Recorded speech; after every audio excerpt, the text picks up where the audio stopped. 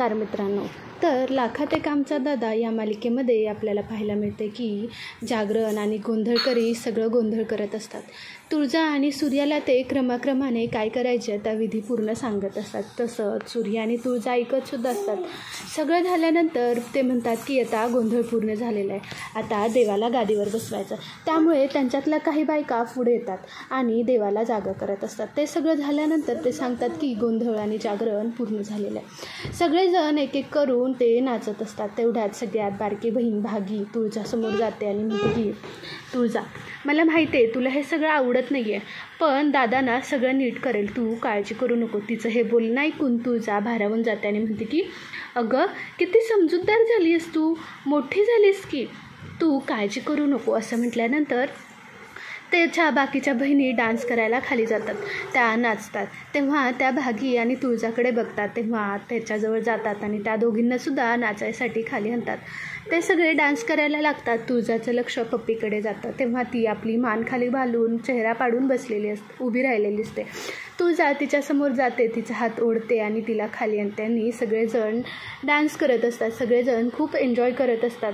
तुळजा आपल्या वडिलांना रडताना बघतो, तो पण भावूक होऊन जातो. तेव्हा सूर्या म्हणतो की तात्या काय झालं? तेव्हा ते म्हणतात की काय नाही रे सूर्या, हे सगळं एवढं आनंदानं घर बघायची सवय नाही आहे. हे सगळं खूप दिवसांनी होतं आणि हे सगळं तुझ्यामुळे होतं आहे. मागच्या जन्मात काय पुण्य केलं होतं काय माहिती, त्यामुळे तू माझ्या पोटी जन्माला आलास आणि माझ्या सगळं भाग्यच बदललंस. या घराला सगळं सुख आनंद राहिलं.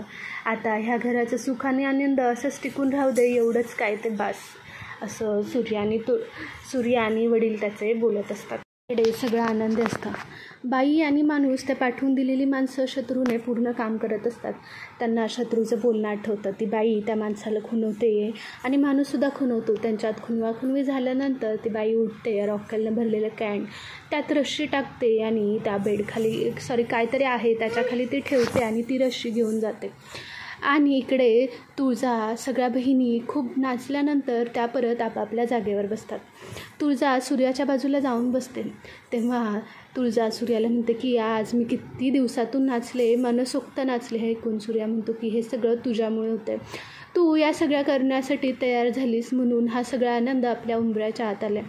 तुळजा म्हणते की सूर्या, मी एवढीही वाईट नाही आहे, मला फक्त एवढंच वाटतं की मी सगळ्यांचा विचार करते आहे तसा कुणीतरी माझाही विचार करावा आणि तू माझा विचार करणार याची मला पूर्ण खात्री आहे. हे म्हटल्यानंतर सूर्य आणि तुळजा परत गोंधळ बघायला लागतात. गोंधळ करणारे माणसं परत गोंधळ करायला चालू करतात. इकडे ती बाई त्या रॉकेलने भरलेल्या दोरीला आग लावून परत आपल्या जागेवर येते. सूर्य आणि तुळजा तिथे बसलेले असतात. तुळजाला अचानक कसला तरी वास येतो म्हणून ती तिकडे बघते तर तिला आग लागलेली दोरी दिसते. तिला कळतं की आग सूर्याच्या दिशेने येत आहे म्हणून ती सूर्याला ढकलून देते आणि स्वतःसुद्धा दुसरीकडे पळते. देवाच्या नशिबाने सूर्य वाचलेला असतो, पण तुळजाच्या पदराला आग लागते. सगळ्या जणांना शॉक बसतो. सगळेजण त्याच्या बहिणी दादा म्हणून सगळे पुढे येतात. सूर्या उठून बसतो. त्याला 2 मिनटं काय झालं ते कळतच नाही. इतक्यात तो बघतो की तुळजाच्या पदराला आग लागलेली आहे. तो जसा आहे त्या परिस्थितीत उठतो आणि तुळजाच्या पाशी जातो आणि तिच्या पदराची सगळी आग विझवतो. तिला घेऊन तो बाहेर येतो. त्यातली ज्या बाईने आग लावली होती ती म्हणते की इथं एवढा मोठा अपशकुन झाला आहे, खुद्द देवीने कौल दिला आहे की ते देवीला हे लग्न मान्य नाही आहे. हे ऐकल्यानंतर सूर्य आणि तुळजाला त्यांच्या लग्नाबाबतली तडजोड आठवते. तेव्हा ती बाई म्हणते की आता इथे थांबूनसुद्धा काही उपयोग नाही, इथून आपण जाऊया. सगळ्या जणांना त्या बाईचं म्हणणं पटतं आणि चला चला म्हणून सगळेजण तिथून निघून जातात.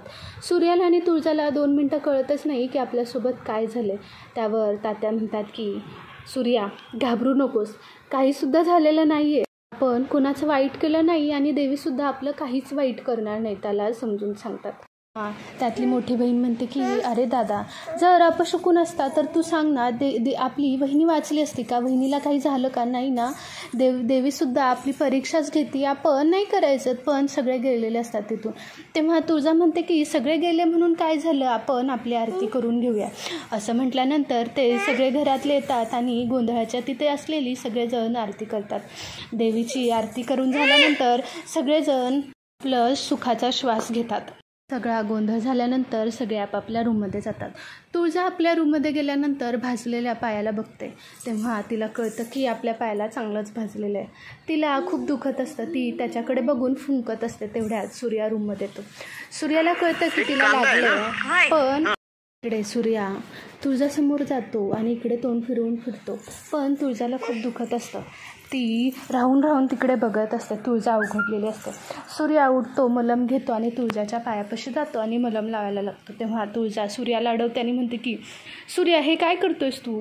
तेव्हा सूर्या म्हणतो की तुळजा मला माहिती आहे तू लाजतीयस, पण आपल्या माणसात कसली गाली आहे लाज. हे ऐकल्यानंतर तुळजा म्हणते की सूर्या तू विसरतोयस का. तू कुठल्या नात्याने लावतोयस, नवऱ्याच्या की मैत्रीच्या. आता आपल्या दोघात तसं कोणतंही नातं राहिलेलं नाही ना. आपल्यात मैत्री राहिली आहे ना आपण नवरा बायको आहेत. मग हे सगळं कशाला. त्यानंतर सूर्या सांगतो की ही तुळजा नाही आहे. ती तुळजा कुठे गेली की एवढ्या माणसातसुद्धा मला चक्कर आल्यानंतर तिनं मला श्वास दिला होता. तेव्हा तुळजा म्हणते की अरे तू तरी तो सूर्या नाहीच आहेस. तेव्हा सूर्या तिची समजूत काढतो आणि तिच्या पायाला मलम लावतो. मलम लावून तो झोपे जातो. सकाळ झाल्यानंतर तुळजा उठते. तिच्या पायाला लागलेली जखम बघते आणि म्हणते की काल मी जरा जास्तच सूर्याला बोलले. मला खरं एवढं बोलायला नको होतं, पण मी तरी काय करू. माझी ते खूप खुसमट होती आहे. ती उठते आणि चालायला लागते. इतक्यात सूर्या आपल्या रूममध्ये येतो. सूर्याला बघून तुळजा म्हणते की सूर्या काल माझं चुकलंच, मी तुला एवढं बोलायला नको होतं. सूर्या म्हणतो की नाही तुळजा तुझं काहीच चुकलेलं नाही, तू बरोबरच आहेस. त्या दोघांचं बोलणं झाल्यानंतर सूर्या आपल्या खिशातला फोन काढून तुळजाला देतो.